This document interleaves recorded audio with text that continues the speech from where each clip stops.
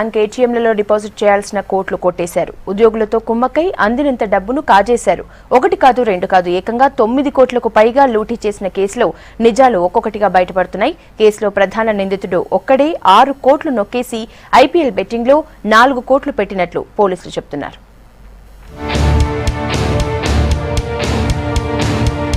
RCI ఏజెన్సీలో 10 కోట్ల రూపాయల స్కామ్ పై పోలీసుల దర్యాప్తు కొనసాగుతోంది.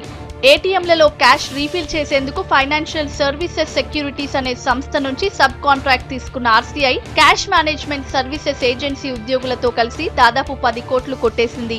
ముందుగా ఉద్యోగులకు జీతాలు ఇవ్వాలని తమ సిబ్బంది లోకేశ్వర్ రెడ్డితో 2 కోట్లు తక్కువగా రీఫిల్ చేయించిన ఆర్సీఐ యాజమాన్యం ఆ తర్వాత మరో 1 కోటి రూపాయలను తప్పుడు ఆడిట్ తో కాజేసింది. లాస్ట్ 1.5 years నుంచి ఆడిట్ చేసుకొని వాళ్ళ అగ్రిమెంట్ పూర్తయిన తర్వాత వాళ్ళు చెక్ చేసుకుంటే ఎఫ్ఎస్ఎస్ అనే కంపెనీ వాళ్ళు 10 కోట్ల మేరకు 9.98 crores వరకు డెఫిసిట్ ఉందని వాళ్ళు కంప్లైంట్ ఇచ్చారు. దాని బేసిస్ పైన వాళ్ళు 2 ఎంప్లాయీస్ పైన వాళ్ళు అనుమానం వ్యక్తం చేశారు.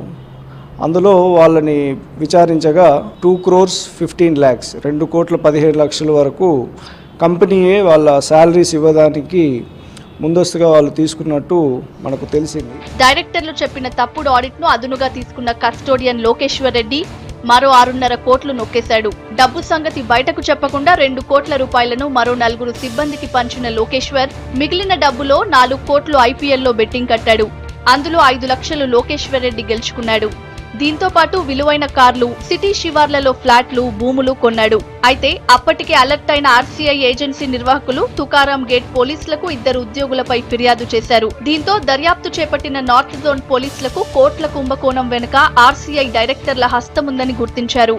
ఈ కేసులో ఆర్సీఐ డైరెక్టర్లతో పాటు 5 సిబ్బందిని ప్రశ్నిస్తున్నారు.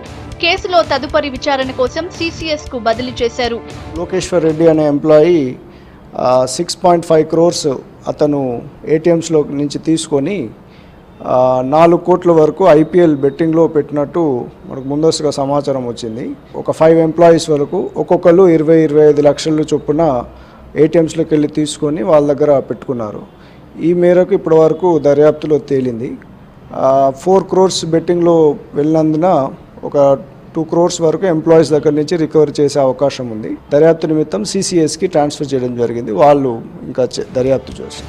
ఇప్పటికే 10 కోట్ల రూపాయల స్కామ్ కేసును అన్ని కోణాల్లో దర్యాప్తు చేసిన పోలీసులు ఇందులో ప్రమేయం ఉన్న వాళ్లని అరెస్ట్ చేసి 1 కోటి రూపాయలు స్వాధీనం చేసుకున్నట్లు చెబుతున్నారు.